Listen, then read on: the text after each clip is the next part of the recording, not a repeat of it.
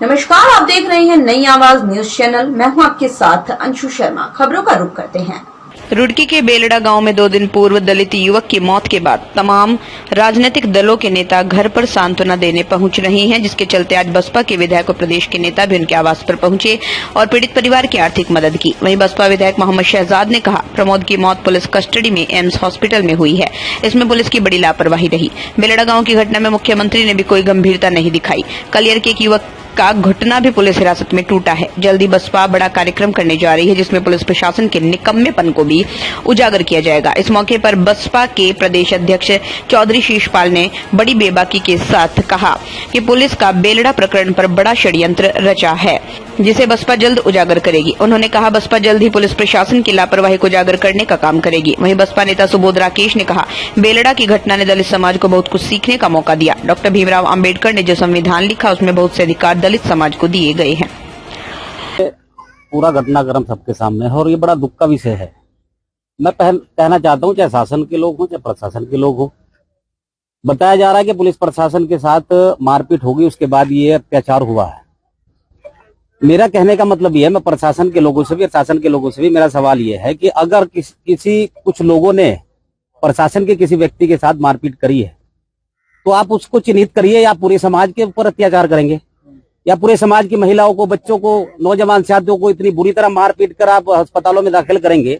ये कहाँ का इंसाफ है और ये कहाँ की इंसानियत है। आयोग के अध्यक्ष भी आए, केंद्र से भी आए, प्रदेश से भी आए, जो समाज के विधायक हैं वो भी यहाँ आए, लेकिन रिजल्ट कुछ नहीं निकला। आज 0 पे है। देखिए, निश्चित रूप से ये बात सही है आपकी कि रिजल्ट इसका आना चाहिए था, जो नहीं आया है।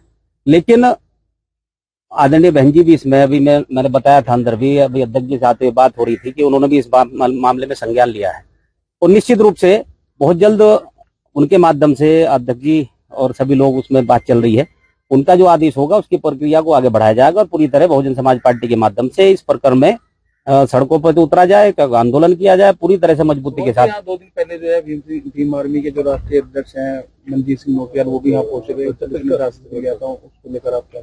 देखिए, समाज के लोग हैं, समाज की व्यवस्था है।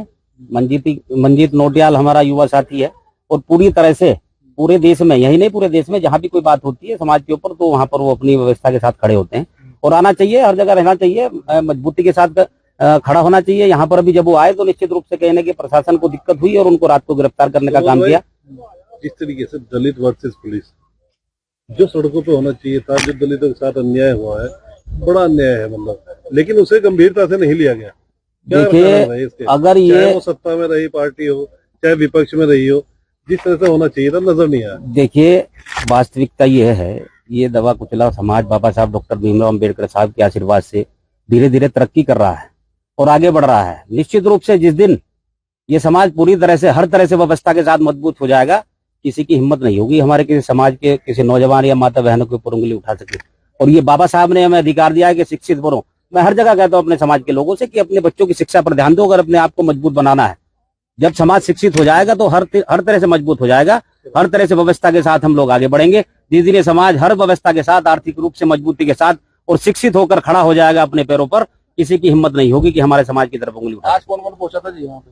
देखिए, आज हमारे प्रदेश अध्यक्ष जी हैं चौधरी शीशपाल जी। क्या है कि ऐसा षड्यंत्र पुलिस ने रचा है कि अगर पुलिस चाहती तो ये षड्यंत्र ही नहीं होता।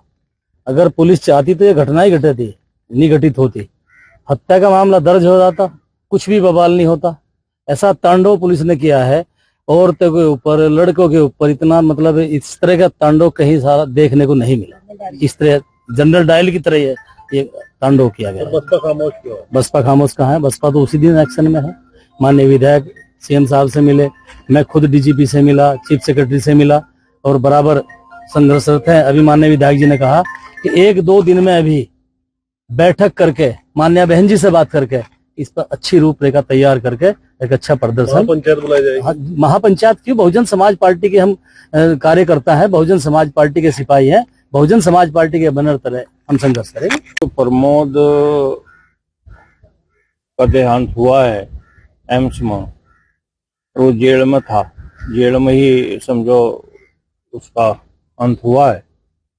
सबसे पहले तो मैं इस पूरे प्रकरण में पुलिस के जो व्यवस्था है, जो कार्यशैली है, उसकी निंदा करता हूँ।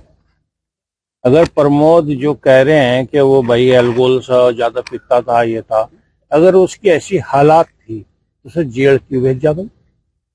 अगर वो पहले एम्स में एक बार भर्ती कराया था तो उसका नाम भी निकाल सकते थे, 169 में एक दिन में हो जाता।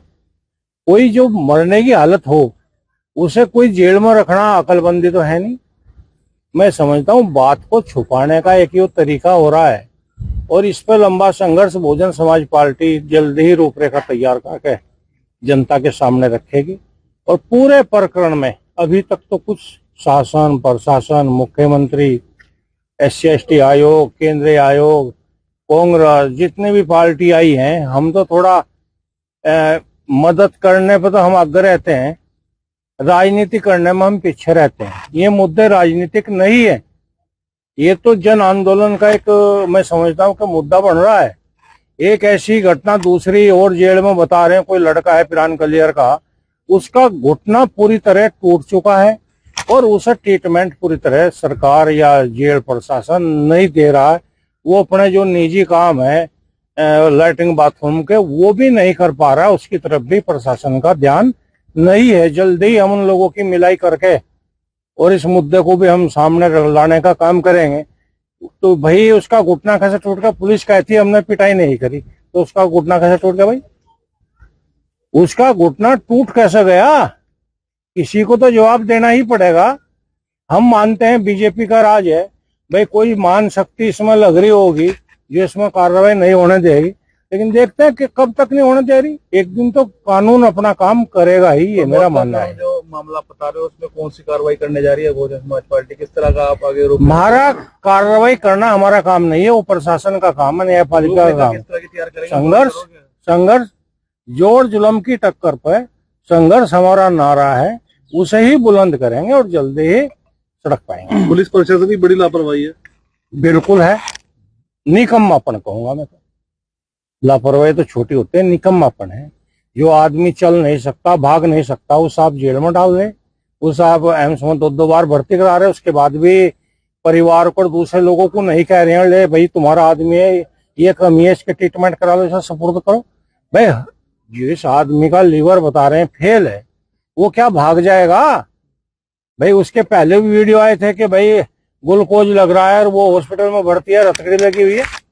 ये मैं समझता हूँ न्याय के साथ मजाक है, व्यवस्था के साथ मजाक है। परिवार से आपकी क्या बात हुई थी? क्या उनकी मांग है आपके परिवार के लोगों की? देखो उन बेचारों की जिसका पति 2 दिन पहले अंत्येष्टि हुई हो, वो परिवार क्या कहेगा?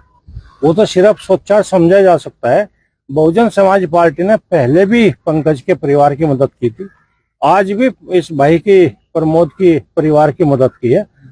तो फिलहाल की बड़ी खबरों में बस इतना ही। बाकी खबरों के लिए देखते रहिए नई आवाज न्यूज चैनल। अपने क्षेत्र की अन्य खबरों को देखने के लिए चैनल को लाइक, सब्सक्राइब, शेयर जरूर करें। नमस्कार।